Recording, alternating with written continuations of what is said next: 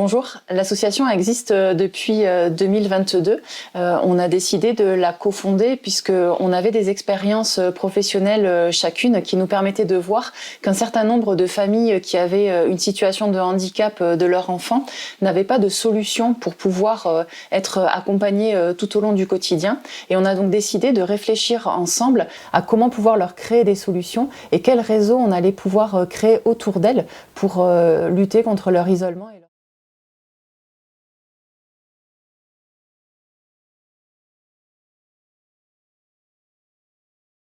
Ce qui existe aujourd'hui sur Toulouse, ça va être un vaste panel en fait de services proposés. Ce qu'on peut voir, c'est que c'est des services qui demandent soit une participation financière aux familles, et nous, on va aller chercher des familles qui justement sont dans une telle précarité qu'elles ne peuvent pas en fait s'acquitter de cette participation financière. Et de plus, les associations attendent qu'on aille vers elles pour s'y inscrire.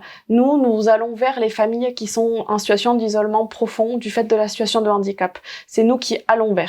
Il y a aussi cette notion de domicile, puisque finalement nous allons au domicile, nous n'avons pas vraiment de local où recevoir les familles, on est vraiment dans cette idée là encore de pouvoir nous déplacer, nous rendre disponibles pour elles, et c'est ce qui va changer un petit peu par rapport à ce qui existe aussi sur le territoire, où on va demander finalement aux familles d'être mobiles, de se mobiliser pour pouvoir aller participer aux activités ou aux rencontres. Et de par aussi la fréquence de nos interventions, puisque nous intervenons auprès des familles entre une fois par semaine, des fois une fois tous les 15 jours selon les besoins, mais on essaye d'être le plus présent possible pour ces familles pour que la situation ne se gangrène pas. Au début, quand j'ai rentré en France, j'avais vraiment des difficultés de transport, difficultés d'avoir un colis alimentaire. Parce que j'étais avec Ibrahim, et comme vous savez, c'est Ibrahim, il y a un polyhandicap, il peut pas marcher, je pourrais pas même faire le trajet avec lui. Alors c'est Marine et aussi qui ont venu ici, et ils m'ont proposé de m'accompagner pour avoir le colis alimentaire, par exemple au Resto du Cœur, pour par exemple pour voir le colis là où île de Ramier, colis postal. C'est parce que c'est vraiment loin de chez moi, là où je suis hébergée. Alors, des activités, des sorties. Et donc, quand je les ai connus, ils m'ont aidée parce qu'ils m'ont accompagnée.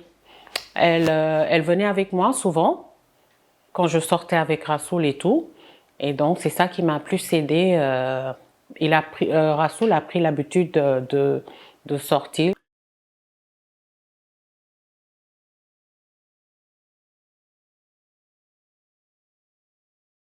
Donc comme on le disait, on va chez les familles au domicile, donc il y a vraiment une relation de proximité qui se crée parce qu'on rentre dans leur intimité. On prend le temps de créer la relation, de créer la confiance, le lien entre nous. Et c'est ce qui nous permet après de pouvoir mettre en place tout ce dont elles ont besoin, en tout cas le plus possible, pour les accompagner à sortir de leurs difficultés ou de la période de crise qu'elles peuvent traverser.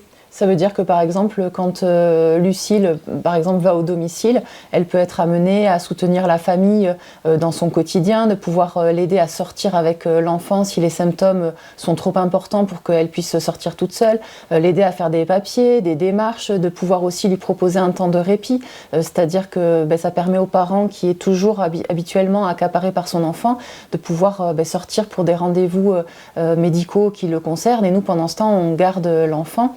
Et puis il y a aussi tout ce qui va concerner le travail avec la fratrie. Oui, on intervient aussi auprès des fratries lorsque l'enfant en situation de handicap prend beaucoup de temps et beaucoup de place au domicile.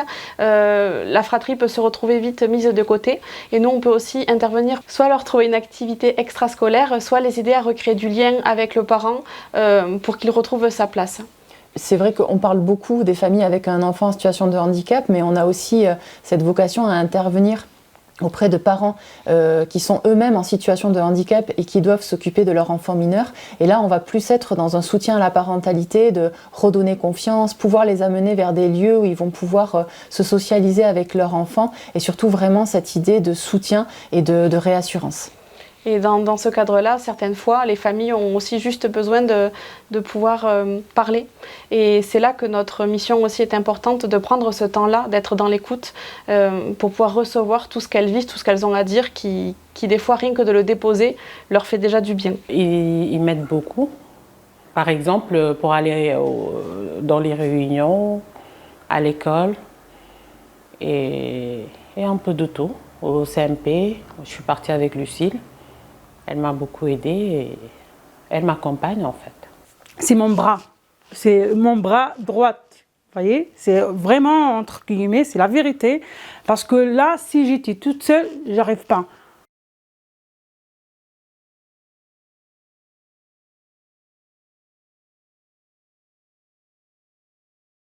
Alors le Rotary Club nous aide depuis 2022, en fait, nous a soutenus sur des apports matériels qui ont été très importants pour nous. Et c'est vrai que au niveau de cet apport nous permet en fait de compléter ce qui peut nous être donné, puisque nous en fait on fonctionne essentiellement et voire quasi exclusivement avec les subventions des pouvoirs publics.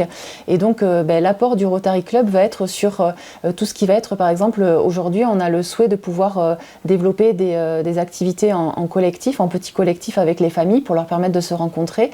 Donc pour ça on a besoin d'un local, on a besoin aussi de pouvoir mettre en œuvre des transports, financer un peu aussi tout ce qui va être activité de loisirs, activité ludique. Et c'est vrai que c'est par l'aide du Rotary qu'on va pouvoir y arriver. On a sorti tout ensemble avec une autre famille. C'était vraiment agréable. C'était vraiment, ça me change un petit peu. Ça m'a donné un petit peu d'envie.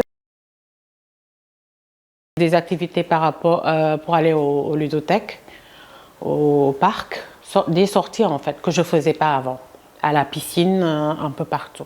Aussi, on a certaines familles qui n'ont pas encore accès à la langue française et c'est vrai que pouvoir avoir accès à de l'interprétariat pourrait des fois nous aider dans certains entretiens avec les familles pour que l'on puisse aller en profondeur dans les besoins et dans l'échange qu'on a avec elles.